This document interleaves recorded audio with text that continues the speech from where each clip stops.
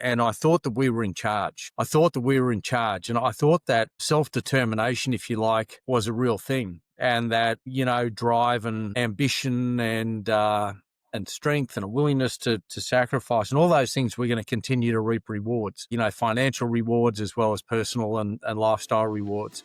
So I just saw it as being a progression, of those things. And one thing that profound disability teaches you is that you're not in charge and you often don't have choice, and it becomes a question of adaptation rather than determination. Hi, I'm Leanne Watson.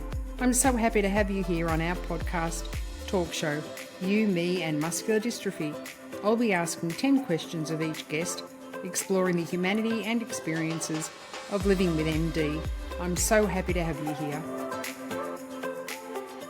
I'm speaking with Gary, my husband, today about the significant change that my profound neurological muscle wasting disease has meant for our 37-year marriage. Marriage is generally seen as a lifelong commitment despite prevailing statistics, but I think the intention for sharing a long life together is there for most of us when we decide to commit to our partner. Marriage and other lifelong commitments are always a mix of compromises, anticipating and communicating needs, blending together to two completely different personality types in a workable way, amongst many other things. Gary and I both come to you from Wadawurrung country, either ends of our house. And take it away, Gary. What has my condition of limb girdle muscular dystrophy meant to you? That's a very broad-reaching question. So I'll split it into the two elements that come most immediately to mind. The first is learning to live with the difficulty of seeing the person that you love go through significant, what I'll call physical, catastrophic change. It's not something that you anticipate. It's not something that there's too many sort of guidebooks on. And so that's become very difficult because you need to learn, I think, and we might get to this a little bit later, to deal with it somewhat pragmatically. You can't fix it. Complaining about it, railing about it doesn't help anybody. And isolating yourself doesn't help anybody. I can't remember who said it, Bozzy, but, making dystrophy the enemy, not one another. The enemy is the key. That's been one of the big things, is learning to watch that and just to learn to help. The other, of course, has been the progressive change to our total lives in terms of my career, my professional career, where we live, how we live. The career's been the other major change. I think that it's fair to say that I was on a pretty strong career path. I'd had a number of quite senior executive roles with organisations that I really enjoyed, and there was no indication that that was going to end anytime soon, until it did. And some of the decisions that we had to make about our career changes and letting go of things that meant a lot to me has been a profound change. Now, partly because if you have a professional orientation, a career that you love and a drive to achieve it, it becomes a part of your identity. And when that part of your identity is forcibly and progressively removed, it has a similar impact to disability, really. That's certainly happened for us, hasn't it? And leads into the next question pretty nicely. So just however much you feel comfortable talking about it, but when you were young, how did you imagine your grown-up life? And, we were both pretty young when we knew each other anyway. Yeah. And how has this vision changed as MD has impacted your life? Okay, so I'll use a definition of young that starts when we were in our late 20s rather than when I was a kid, because that's really not relevant. I don't think anybody knows what the hell their life's going to be like, and the visions that you have tend to be fantasies anyway, in racing cars and fighter pilots and things like that. I envisaged our life from probably our mid-20s as being one of progressive growth and development. By then, we knew that we were going to be able to develop a strong career, I think, in an industry that I loved. We had a very balanced, supportive, I think equitable relationship. We knew what we wanted. and we assumed that we were going to continue to be able to achieve it. That meant being able to live where we wanted, to go where we wanted, to have nice holidays, to be professionally and personally fulfilled. And I thought that we were in charge. I thought that we were in charge. And I thought that self-determination, if you like, was a real thing. And that, drive and ambition and strength and a willingness to sacrifice and all those things, we're going to continue to reap rewards, financial rewards as well as personal and lifestyle rewards. So I just saw it as being a progression, of those things. And one thing that profound disability teaches you is that you're not in charge and you often don't have choice, and it becomes a question of adaptation rather than determination, if you like. And, all the determination in the world doesn't let us continue with a vision of our future that's essentially roadblocked by disability. Yeah, and the choices you make around that, because we never had or did or wanted to. I could never conceive of a life apart. So this was something that happened to both of us, and it happened to both of us progressively in different ways. So that's how I pictured my life. I think I've wandered off the question a little bit, but yeah. I think you've sort of answered. Yeah. I think you've talked about how it has impacted your life in as much as, I guess, what it really is a big. It has made us a lot more philosophical about Mm. lots of things, hasn't it, over the years? And you talk about that self-determination and, to be successful in life and everything. We were in control of where we were going and where we were heading, and Yeah. and nothing pulls you up shorter than health issues. And we're really not, like, the more and more we see in everywhere, like, we're not in control of our lives. Even individually, we might all think we are, but we really don't know what's going to happen. No, we don't, and we always assumed that we did, and that we could, as I say, self-determine and create the outcomes that we wanted through all the things that we did. But you can't control everything.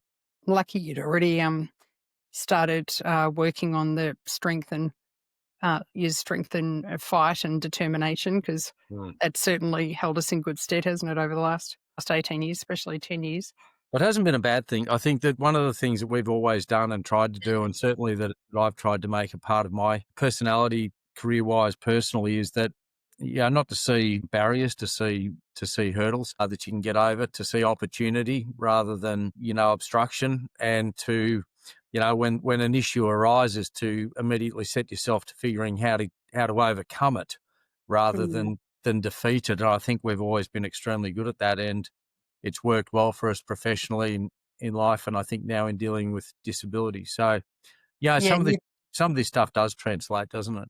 yeah, I think the one really good trait of yours is that you question pretty well everything Yeah. all the time. It's really annoying, very it has been over the years often, but Yeah. it's also a good thing in the medical setting, and with all the different things that have happened to us where you've questioned, well, why is that so? And, and it's to get clarity. But asking those questions, you can then work out for ourselves whether this is the right course of action, whether it's necessary or why we're doing it, basically. Yeah. Sometimes it's to pull them up.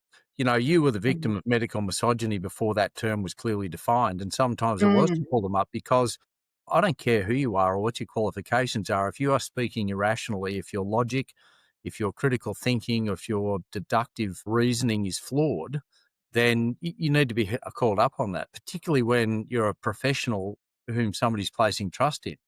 Mm. Yeah, sometimes it's absolutely about pulling them up, and just because they have a medical degree doesn't mean that they are capable of logic, and maybe they don't want to admit that they don't know what the hell they're talking about. Yeah, it could be. And that was you're referring to the few years before I was finally diagnosed by a lovely, lovely, fresh sort of doctor, I think, and a Mm. woman, and freshly minted, I mean, and a woman.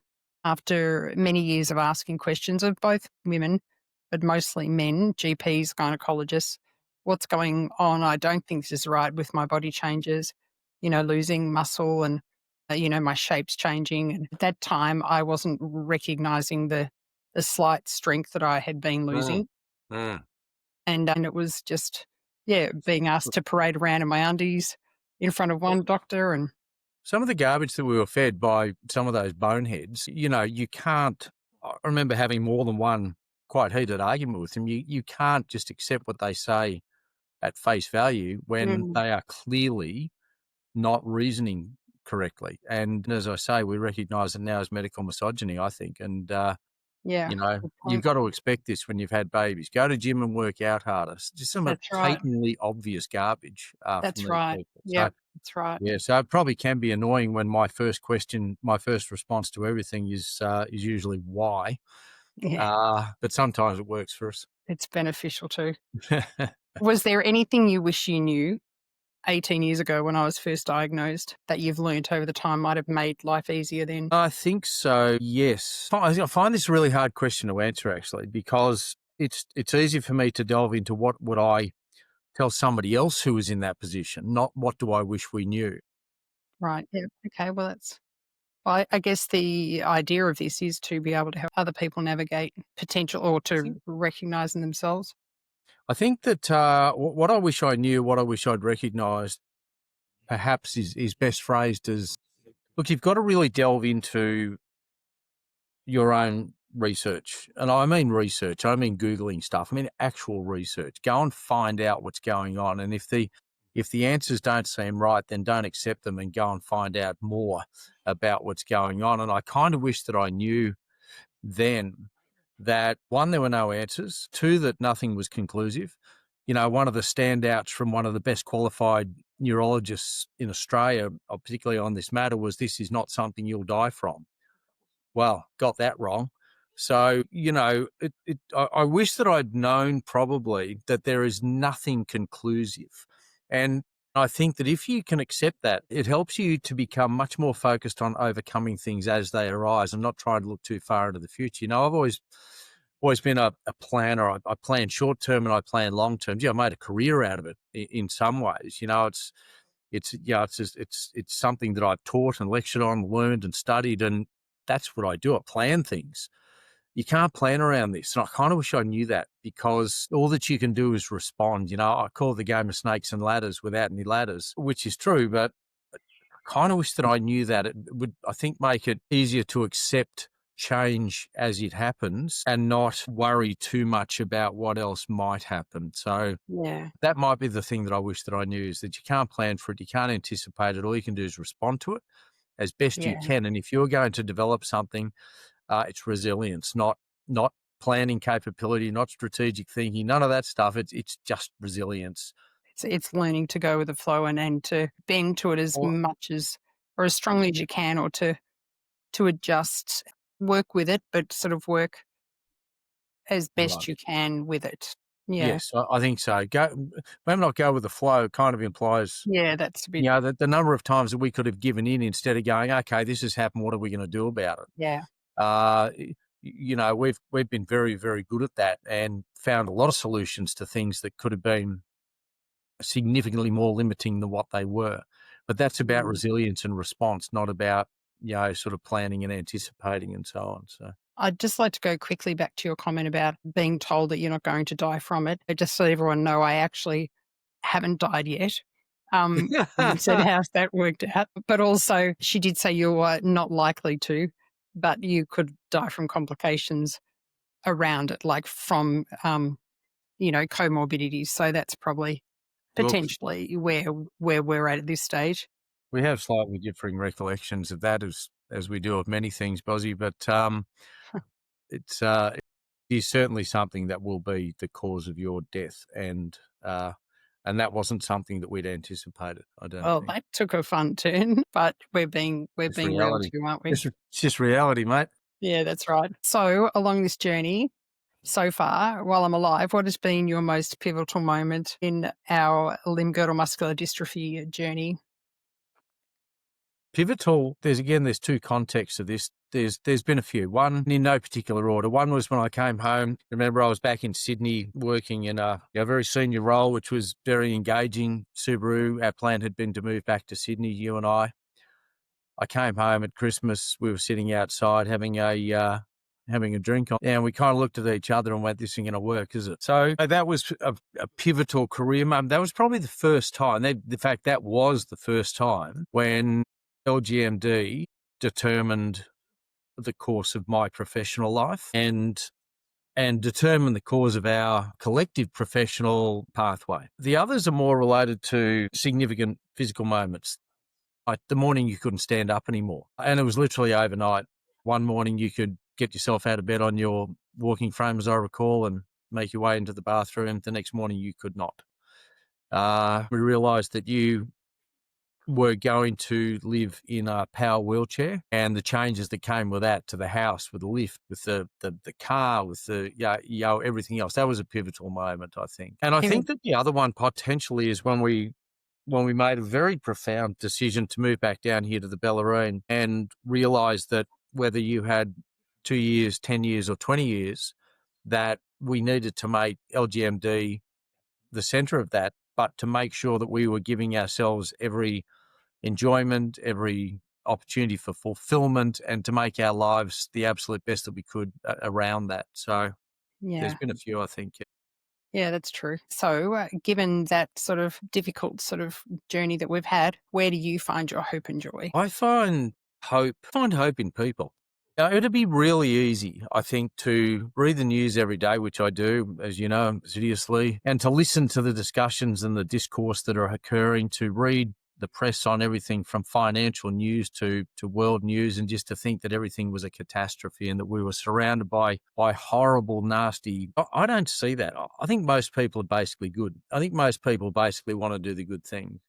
I think that when I see the way that our friends, our real friends, and our family and our new neighbours and the people that we've met and people in restaurants and businesses, when we ask them for help, when I see those responses, it gives me a huge amount of hope that the world is basically full of good people who want to do the right thing and help you. And also when I see younger people now that are, you know, trying to put things like the planet and equity and equality, on everything from gay marriage to to disability inclusion.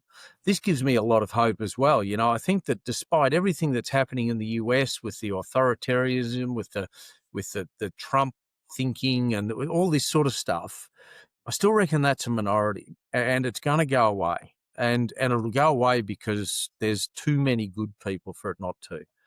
So I get a lot of hope in those things, and people who ring up and say, "Mate, how are you?"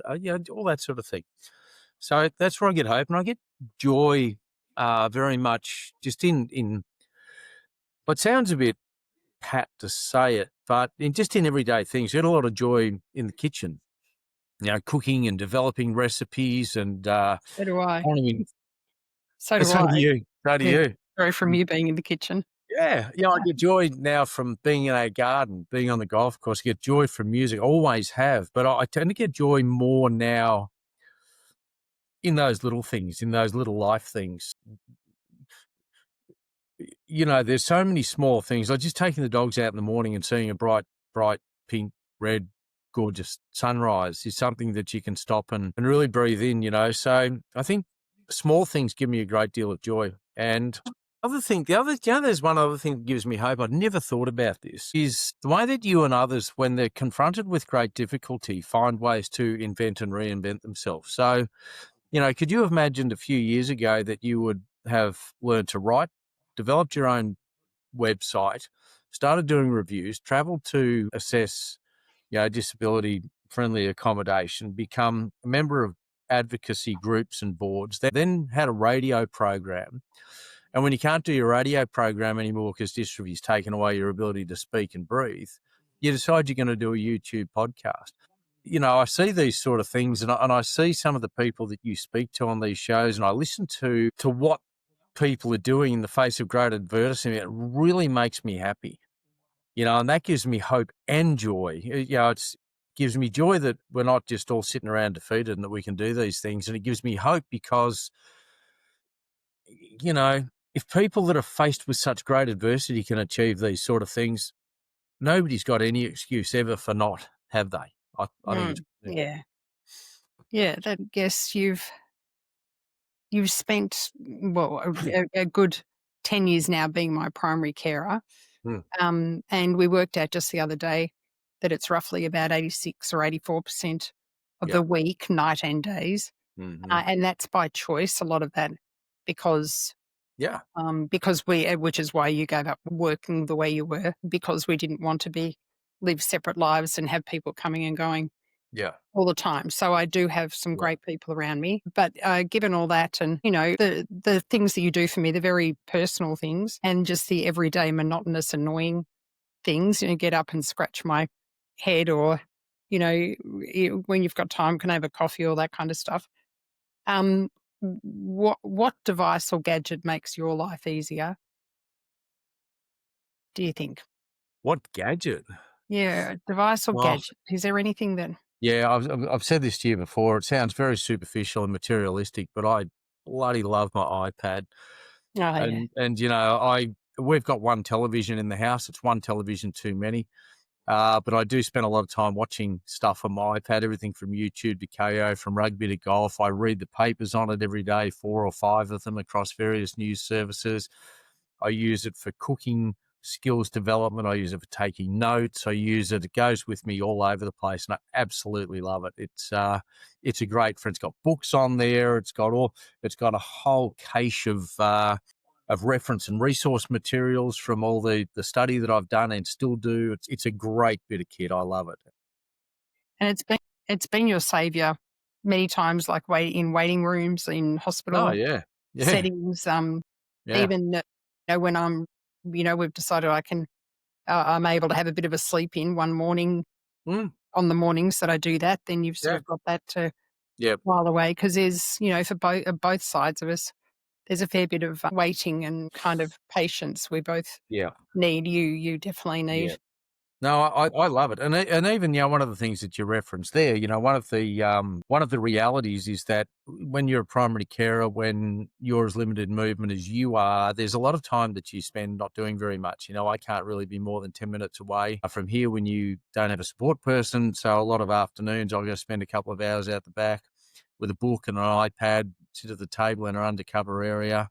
It stops you getting bored, but it's also a great resource. For me, it's not about watching mindless stuff. I'll go out and do I'll watch some great chefs at work and take a heap of notes and then come and try and put those into practice. Yeah.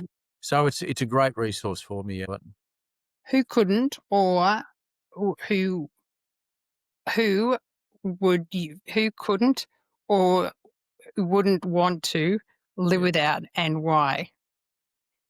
Or you Uh, wouldn't want to Look, live it's without? a pretty obvious question. One of the things, though, that you are confronted with many profound disabilities is mortality. And instead of mortality being a future thing, gee, I wonder if we'll live to be 80 or 85 or 90. Now it's about, gee, I wonder if you'll live to Christmas or next year or whatever. So I wouldn't want to live without you, but I'm highly likely to. And one of the great things about our relationship, I think, is that we don't bury the difficult things. We speak about this stuff. We discuss it very openly. We prepare as much as we can. I think I know what it looks like, although I don't yet know what it feels like. I wouldn't want to live without you, but I'm going to. I find it a very difficult question Yeah, that was a bit to answer beyond that. yeah. I mean, there's nobody that I couldn't live without. There's a whole lot of Mm, people that I wouldn't want to live without. But yeah, as I say, one of the realities, particularly maybe people with religious beliefs have a different view on this, but I don't. When you're gone, you're gone. So I mm, wouldn't want to live without you because that's it. But I find it quite a difficult question because it's fanciful. There's nobody that I couldn't live without, and there's a whole lot of yeah, people that I don't want to live without. yeah, including our children and your friends and things. Course. I mean, Yeah, imagine losing somebody in your family. Imagine losing a child. That's sort of reverses the natural order of things. But it'd be devastating. It'd be crushing. I don't even know what it'd be like. But it wouldn't mean that I couldn't live anymore. yeah, It's a yeah, really hard question. yeah, yeah. Really hard All right. question. Maybe for the next round of interviews, I need to work on that particular question.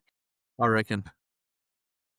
And what resources helped you navigate your life as my husband and carer? Yeah, I'm not sure if there's a question here about what advice I would give to anybody, so I might cross over a couple of things here. Next one is, what's your advice to other people newly diagnosed? Okay. So you could sort of put that in together if you wanted to, and perhaps talk about the difference between you were on the Carers Yes. Australia board for a while, the difference between a carer and Yeah. Oh, okay, maybe that's going to be part of Maybe your I answer. should, maybe I should answer the question, do you think?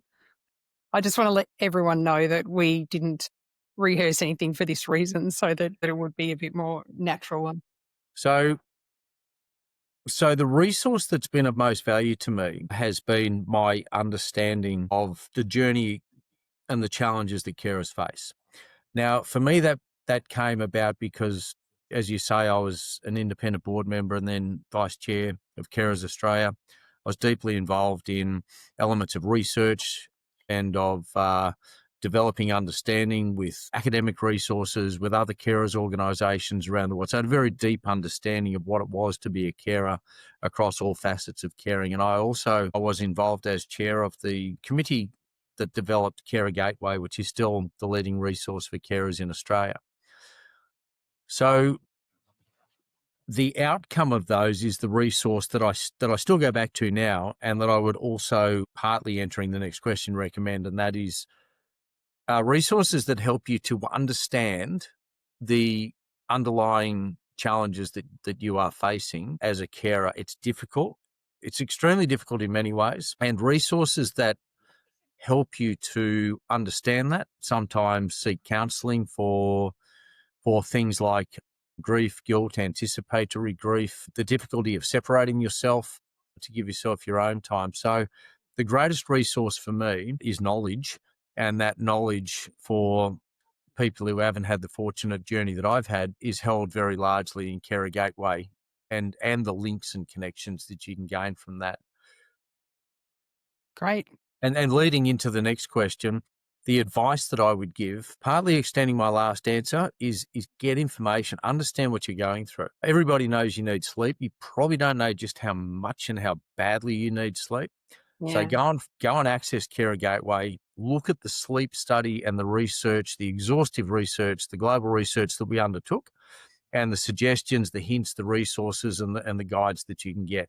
So the first is get that knowledge, access the resources, find out what's happening to you, and understand why maybe sometimes you spend days that you just feel like crying, and other days where you just can't go on. Go and find out what's causing that, and go and find out what things you might be able to do. Because my greatest advice is to look after yourself. So there's a yeah, thing about caring for the carer, a concept, a very important thing to understand. You can't care for somebody else if you don't care for yourself. If you're mm, exhausted, if you're frustrated, if you're upset, if you're not eating well, if you're, pardon me, physically unwell, you can't care for other people. So care for yourself.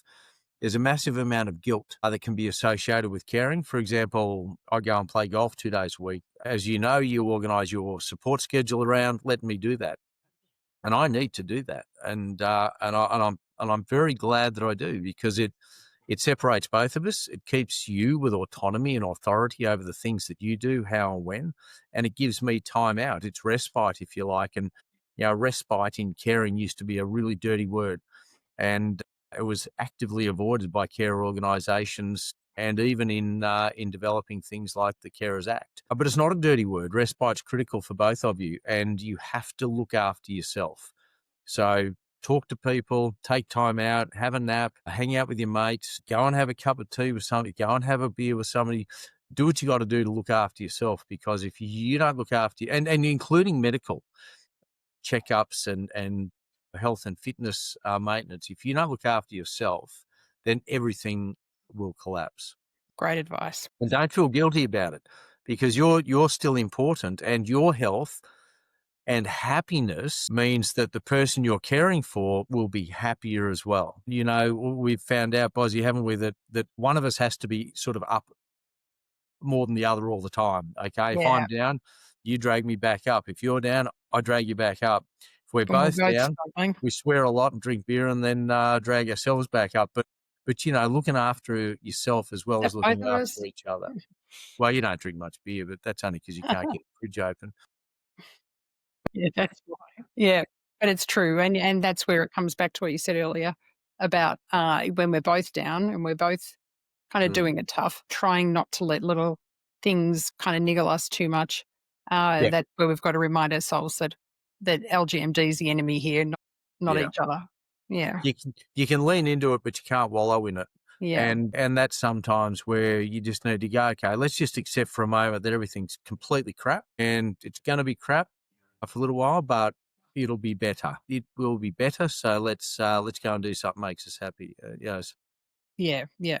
You've got one more thing for us too, Gaz. There is the other thing that I wanted to add is that if you know somebody who's a carer, call and ask how they are.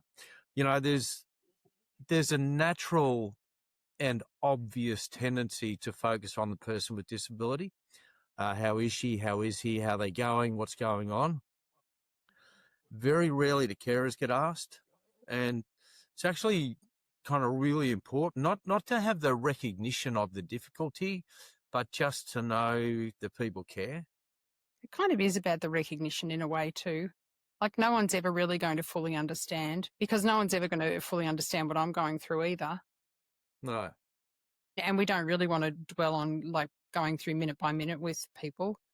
no. But it kind of is about that recognition that they do care for you and they're thinking of you, and Yeah, they want you to yeah. share whatever you're happy to share. And that does mean something. It means a lot, doesn't it? Yeah, I reckon it does. And that's a good definition of recognition. And, you know, just the knowledge as a carer that people are thinking of you is actually quite a boost, I think.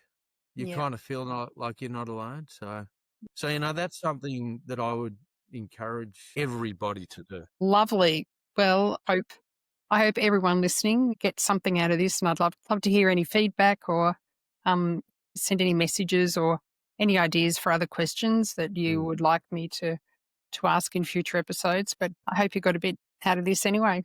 Thanks, Gaz. And that's all right. And don't forget to Google Carer Gateway. Just look it up.